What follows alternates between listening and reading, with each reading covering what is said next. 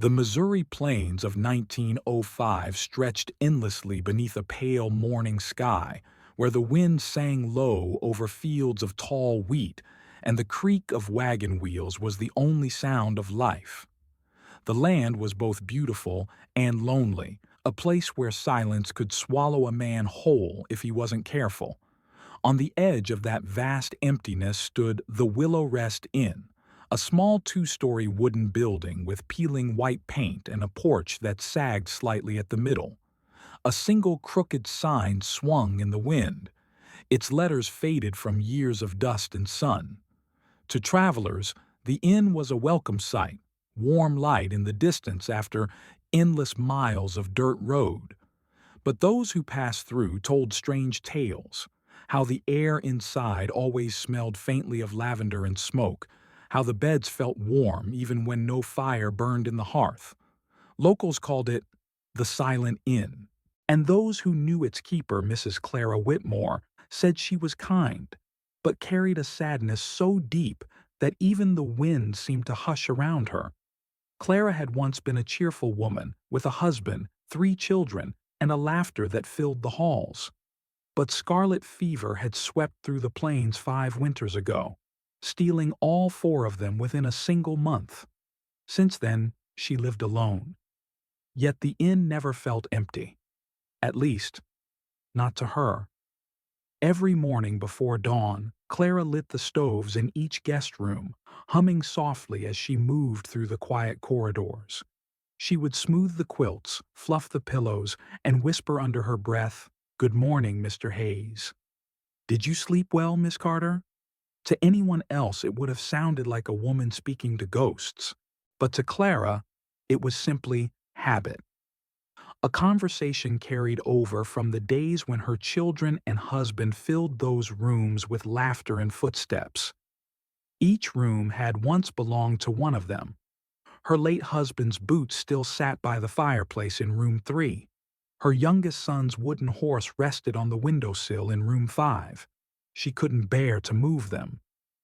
When she finished her chores, she'd sit in the kitchen sipping tea, watching the morning light creep across the floorboards. Sometimes, she thought she heard a child's laugh or the sound of someone turning over in bed. She didn't question it. She only smiled and said softly, "Sleep well, my loves." It was late October when the storm came. The sky turned the color of iron and rain beat against the windows like desperate fingers. Clara was just fastening the shutters when she heard it, a faint, hesitant knock at the front door. Her heart jumped. Few people traveled this way anymore, not with winter coming. When she opened the door, the wind nearly tore it off its hinges. A young man stood there, drenched to the bone, his clothes torn and mud-caked. His eyes were dazed, his voice trembling. "Ma'am, I'm sorry to trouble you. My horse fell in the storm. I've been walking for hours." Clara quickly ushered him in, wrapping him in a wool blanket. "You're lucky to be alive, child," she said gently. "Come to the fire." He introduced himself as Daniel Moore, a merchant's son traveling west toward St. Louis. But he'd lost his horse and nearly lost his way. As thunder cracked outside, Clara stirred stew on the stove, feeling a strange flutter of warmth in her chest. It had been years since anyone had come to her door needing comfort. They ate quietly, by firelight. Clara watched Daniel shovel down food with a hunger that spoke of days without a proper meal. When he finally slowed, he smiled sheepishly. "Sorry, ma'am. Haven't eaten like that in a while." "You don't need to apologize for being alive," she said softly. He looked around the room, the old portraits, the faded curtains, the chairs carved by hand. There was something different about the place. It felt warm, safe, almost sacred. "You live here all alone?" Daniel asked. Clara hesitated, then said, "Not entirely." Her eyes drifted toward the hallway. The firelight flickered, casting dancing shadows that almost looked like figures moving just out of sight. "There's always company," she added with a faint smile, "if you listen." Later that night, Daniel lay in bed under heavy quilts. The warmth that surrounded him wasn't from the hearth alone. It felt like someone had tucked him in, someone unseen yet kind. When sleep finally took him, he dreamed of soft humming and laughter, the laughter of children.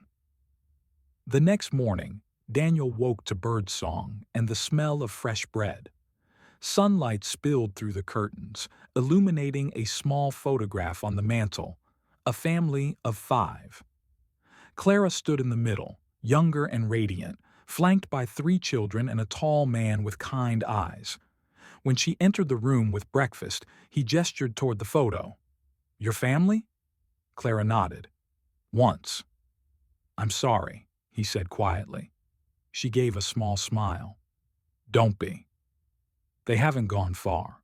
Some people leave footprints that never fade." Her words stayed with him long after she left. He couldn't shake the feeling that she truly believed her loved ones were still there. And maybe, in some strange way, they were. After breakfast, Daniel packed his bag, ready to resume his journey. The storm had passed, and the air smelled of rain-soaked earth. But when he stepped outside, the dirt road that led away from the inn seemed to vanish into thick fog. The prairie beyond looked endless, without direction. Every turn led him back to the same wooden fence by the willow trees. Finally, he returned to the porch, uneasy. Clara stood there, calm as ever, drying her hands with a cloth. "The plains can be tricky," she said gently. "Sometimes they don't let go right away." Daniel frowned. "What do you mean?" "Perhaps," she said with a distant smile. "There's something you still need to learn before they let you leave." Her tone wasn't ominous, only tender, like a mother reminding a child of a forgotten lesson. But her words chilled him all the same. Later that day, Daniel explored the parlor to distract himself. The shelves were filled with old books, dried flowers, and mementos of another life. In a drawer he found a leather-bound journal. Curiosity got the better of him. The pages were filled with Clara's neat handwriting, daily notes about weather, recipes, dreams, and names. Names of travelers. Some he recognized from the faded guest ledger by the front desk, but the later entries were different. They spoke of strangers who had perished nearby. Wagon accidents, fever victims, soldiers lost to winter. Each one was described with tenderness, as though Clara had met and comforted them personally. Then, near the back of the book, a new entry caught his eye. October 12th, 1905. A young man named Daniel Moore has arrived. Lost, frightened, needs warmth. His breath caught. He hadn't told her his full name until long after arriving. The ink was dry, written hours before his knock on the door. That night, as rain returned in soft sheets, Daniel confronted her by the fireplace. "Mrs. Whitmore," he began carefully, "I found your journal." She didn't seem angry, only curious. "And what did you find, Mr. Moore?" "My name," he said, "written before I told you who I was." Clara looked into the flames, her face calm. "The inn dreams before travelers arrive," she said quietly. "It shows me who's coming." He frowned. "You mean you dream?" She shook her head. "No, Daniel. The inn does. It remembers those who need rest." The fire cracked, and for a brief moment, Daniel thought he heard faint laughter, the laughter from his dreams. Sometime after midnight, Daniel awoke to the sound of soft humming. The melody floated down the hallway, sweet and sorrowful. He followed it barefoot, the floorboards creaking under his weight. The song led him to an empty guest room, the one with the wooden horse on the sill.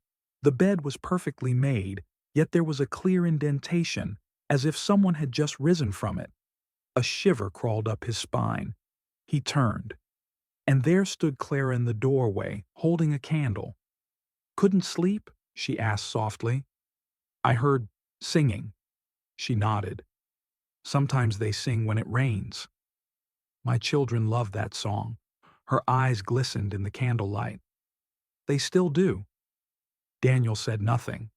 He didn't understand what he was seeing, but he felt no fear, only sorrow and a strange peace that wrapped around the inn like a blanket. By morning, the fog had thinned, and sunlight stretched across the plains again. Daniel's horse had wandered back overnight, and the road seemed clear once more. He packed his things slowly, reluctant to go. Something about this place had changed him. The warmth, the silence, the feeling that love lingered here even after death. As he mounted his horse, he turned to Clara. "Why do you stay here all alone?" She smiled faintly. "Because someone must keep the beds warm for those still wandering." He nodded, unsure what to say, and rode away. But a mile down the road he looked back, and the inn was gone. Nothing but grass and open sky remained. And yet the warmth stayed with him, deep in his chest, like a memory he couldn't explain. Weeks passed, but Daniel couldn't shake the memory of the inn. Every night he dreamed of the creaking porch, the lavender-scented air, and Clara's soft voice saying, "There's always company if you listen." He tried to move on, resumed his travels, met new people, even found work at a trading post near the Missouri River. Yet each night when the cold crept in, he woke to find himself whispering, "The beds are always warm." By November, he could no longer resist the pull. One gray morning, Daniel saddled his horse and rode back toward the plains. When he reached the familiar bend where the inn should have been, his heart dropped. The willow rest was gone. The porch had caved in. The sign lay cracked in the dirt. The windows were boarded, the chimney toppled. The grass had overtaken everything, wild and unkempt. The silence was heavier than before. Not peaceful this time, but mournful. Inside, dust covered every surface. Cobwebs hung like curtains. The hearth was cold. No trace remained of the warmth that once filled the place. And yet, he swore he smelled lavender. As Daniel wandered the empty rooms, a voice startled him from behind. "Son, what are you doing in there?" He turned to see a man in a brown coat, the county sheriff, with a thick mustache and cautious eyes. "This place isn't safe," the sheriff said. "Been abandoned near 5 years." Daniel frowned. "That can't be right. I stayed here last month. Mrs. Clara Whitmore. She's alive." The sheriff's expression softened. "Son, Mrs. Whitmore passed away in 1900. Fever took her whole family. She stayed here after they died. Wouldn't leave, even when the sickness took her too." Daniel felt the ground shift beneath him. "That's not possible. I talked to her. She cooked me supper." The sheriff shook his head. "No one's been here for years. Folks say they see lights sometimes, hear music when the storms come. But no living souls run this place since she died." Daniel didn't argue. He couldn't. But deep inside, he knew what he'd felt. The fire's warmth, the food's taste, the kindness in her eyes. That kind of warmth couldn't come from a ghost. That night, Daniel camped by the ruins. The wind moaned through the broken windows, and the stars burned sharp and cold above. He couldn't sleep. Instead, he walked through what was left of the inn, tracing his fingers along the walls. When he reached the parlor, he noticed a loose floorboard near the old hearth. Something glimmered beneath it. He pried it open and pulled out an envelope, its edges browned with age. His name was written on it, Mr. Daniel Moore. His heart hammered as he tore it open. Inside was a note in Clara's graceful handwriting, for the traveler who needed warmth. "The road is long, but kindness leaves its light behind. When you find someone lost, make them a bed, warm as this one was. C. W." Daniel sat there for a long time, the paper trembling in his hands. She had known he would return. She had known all along. The next morning dawned quiet and pale. Daniel stood among the ruins, holding Clara's letter to his chest. He gathered wood, repaired the stone hearth as best he could, and struck a match. The flame caught slowly, then rose bright and alive. "For Clara," he whispered, "for warmth." As the fire crackled, a gentle breeze swept through the open doorway, soft as a sigh. For an instant, he thought he heard a woman's voice, faint and peaceful, saying, "Thank you." He stayed by that fire until dusk. The warmth sank deep into his bones, and for the first time in years, Daniel felt like he belonged somewhere. He made a silent vow. The willow rest would live again. Over the next several years, Daniel rebuilt the inn with his own hands. He repaired the roof, patched the walls, polished the old sign until Willow Rest shone once more. But he didn't turn it into a business. He kept it open only for wanderers, farmers caught in storms, and anyone with nowhere else to go. He asked for no payment.